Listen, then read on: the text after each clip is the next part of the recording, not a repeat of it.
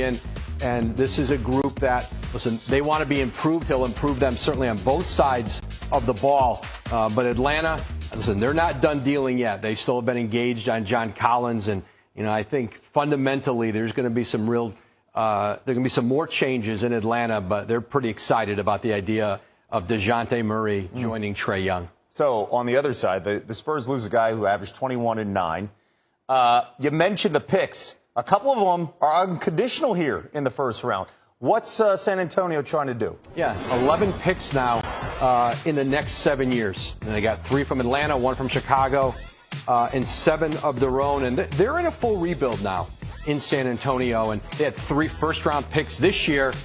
They've gone very young. They've got cap space. And listen, I think it was inevitable in San Antonio. And I think Dejounte Murray, being part of a rebuild like that, after coming off his first All-Star appearance, I think he's excited about a chance to go. But 3 first-round picks, that's a lot in any trade in the NBA, especially getting them unprotected. And this is certainly an organization with a history of drafting well. And listen, they are now in a full rebuild mode. And, Greg Popovich, the expectation is that he's going to return again. He really enjoyed coaching that young team last year. He likes this young group. And so, it's going to be a team that maybe among the youngest in the NBA. Certainly for Atlanta, though, Dejounte Murray upgrades them, and a bargain, right? $16.5 million salary next year, especially when you consider that there was $47 million out there on the table for one James Harden. The news today, he will be opting out of that contract to become a free agent. What does that mean for him and the Sixers? It means that he can now negotiate a new deal with the Sixers. And by opting out and doing a new deal, he gives the Sixers a real opportunity to improve their roster. It allows them to use the $10.5 million mid-level exception, the $4 million biannual exception, and they can also get involved in some sign-and trades. And I know in his conversations with the team, that was really important. How can we get this team better? How can we improve our supporting cast? And listen, I think James Harden, too, he can do a deal now going forward, certainly make back that $47 million and more, and they'll have an opportunity starting Thursday at 6 p.m. to negotiate a new deal. James Harden's going to be back in Philadelphia. It's just a question of what the contract looks like, and it may also now give them an opportunity to go out and do something they really want to do with his roster, and I think they saw it in the playoffs, make it tougher, make it more physical, mentally tougher, physically tougher, and they'll get that chance now. The roster flexibility, they lost a couple of key parts in the Ben Simmons trade going to New Jersey with Seth Curry and Andre Drummond. We'll see how that plays out, of course, moving forward with the Sixers and Daryl Morey. Woj is still here, and Woj is still breaking news. Other headlines making news today on a Wednesday. How about in the NBA? Woj reporting the Wizards have a deal to acquire Nuggets guard Will Barton and Monte Morris for guards Kentavious Caldwell-Pope and Ish Smith. Barton averaged almost 15 points per game. KCP 13. At Wimbledon, Britain's #1 women's player, Emma Raducanu, fell in the second round at Caroline Garcia. Raducanu won last year's U.S. Open, but now has 3 straight second-round losses in Grand Slams. The baseball news now, Pirates center fielder Brian Reynolds homered not once, not twice, but 3 times in Pittsburgh's 8-7 win against the Nationals this afternoon. I make that. He's the second Pirates player to do it this month. Elsewhere in the National League, the Mets co-aces are nearing a return. That is Jacob deGrom, who has a stress reaction in his shoulder blade. He threw 27 pitches to hitters in Florida. Max Scherzer, who strained his oblique, he'll make his second rehab start today. El? All right, thank you so much, Kevin. Astros, Mets. Super fan attendance for the Astros. We pick it up in the top of the 8th with Edwin Diaz and the Mets in a jam. Diaz gets Jordan Alvarez to swing and miss at a breaking ball with a strikeout. The fans love that. Next batter, Alex Bregman, come get him. So the Mets escape, but a scary moment here for the Astros in the bottom of the 8th. This is just a regular pop-up here from Dominic Smith.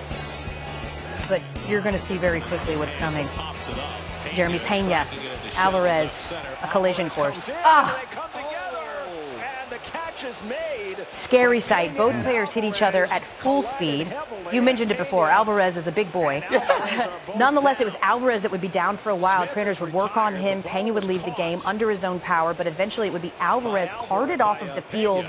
Both players evaluated for a concussion. We will bring you the news if we get some during this hour, but certainly a huge potential loss for the Astros. We'll show you why in a minute. Justin Verlander. Not a lot of losses for this guy. 3 scoreless, 8 innings pitched. This season is the most in the majors, so we're in the 9th scoreless. We're going to get extras. Is someone going to get a hit, a run, anything? Jason Castro's like, I'll be that guy. 2-run shot, his first home run of the year, and the timing. Astros win 2-0. Verlander's the first pitcher to 10 wins in the majors. He continues. It's been a dominant year for him. As for Alvarez, prolific at the plate all month long for the division-leading Stros. He's hitting .434 this month. He's got 28 RBI. Those are both the best in the bigs, among other categories. The Astros, by the way, back in action tomorrow night against their besties, the Yankees, at home. Plus, now that James Harden has opted out of his $47 million for titles. Okay, Draymond. Yeah. Tony and Mike with much more in today's PTI bonus segment. All right, Wilbon. Draymond Green tells J.J. Redick that he's pretty certain the Warriors will win 3 of the next 4 titles. How certain are you? Not certain at all, Tony, because there are things that Draymond Green knows about much more intimately than either one of us, and that's injuries. Catastrophic injuries, rerouting career injuries, and franchise trajectory. You can't forecast that stuff. You don't even want it. You don't want to have it. Because if Klay Thompson and Steph Curry had been healthy that entire time, then they might have won 7 of 8 or 8 of 8. We don't know. And other teams are coming, right? And the Golden State Warriors are going to get old. How about just this one? Yeah, I think the Golden State Warriors, I would make them the favorite to repeat because they've got this in their sights. They're going to be hungry to do this again. They're not going to be worn out from having gone to the finals 5 straight times. Not yet. But how about just this year before we start looking ahead to 3 out of 4? So I'm going to be very brief here. If the question is how certain am I that Draymond Green is right, my answer is not certain at all. No, no, no. What did we learn from Tampa Bay? Did we just watch a team that had won 2 in a row, That's right. and we thought we're going to win 3 in a row, get That's right. blown out in a couple of games? What do you learn that people don't repeat? Golden State's a wonderful team. If you stretch this out 4 more years, do you know how old Curry and Thompson and Green are going to be? They're going to be to their mid to late 30s. Too old is the correct answer. That's it. So my answer to this is no. No, and it's not to disparage them because they're great. No. I mean, if they win 1 more and they've won 5 times in 9 years, my God, that's a great run. But it just doesn't go forever because of age and injury and performance and, oh, wait, other people, because there's some young studs coming along, and they're going to have the Warriors in their sights, and somebody, history says, is going to take them out at some point. But Draymond gave us a good topic. We're done. Back to you. But we're going to England. Let's do it. Were you about to start doing an English accent? No, I paused. I know you did. You tried it. No. Great day for the Americans. Good decision by me. Shout out to DMV. Francis Tiafoe taking on Maximilian Martyr. Tiafoe's serve was just too nasty today. He won 90% of the points on his first serve today, his highest percentage in any major match of his career thus far. And he takes this one in straight sets, and he's moving on to round 3. Staying in my lane, Tommy Paul taking on Adrien Monterino of France.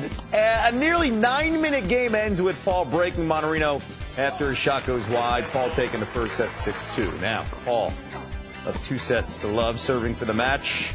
Forehand into the net, and Paul ends this one in 3 sets. Now, moving on to round 3. Jessica Pegula was facing Donna Vekic of Croatia. Pegula also had a really strong serve today. That one was too much for Vekic. She takes the first set 6-3. And then with match point in the second set tiebreak, Vekic, you hate to end it with a double fault, but that's what happened. Pegula finishes her opening match, and she's on to the next round, too. Allison Risk, Amrit Raj taking on Maya Kwalinska of Poland. Risk Amrit Raj down a set, rallying, even things up to take set number 2. So let's go to the third decisive set. Risk Amrit Raj, the backhand winner, finishing this 3-set battle. Oh, that was a big risk, but she got it in.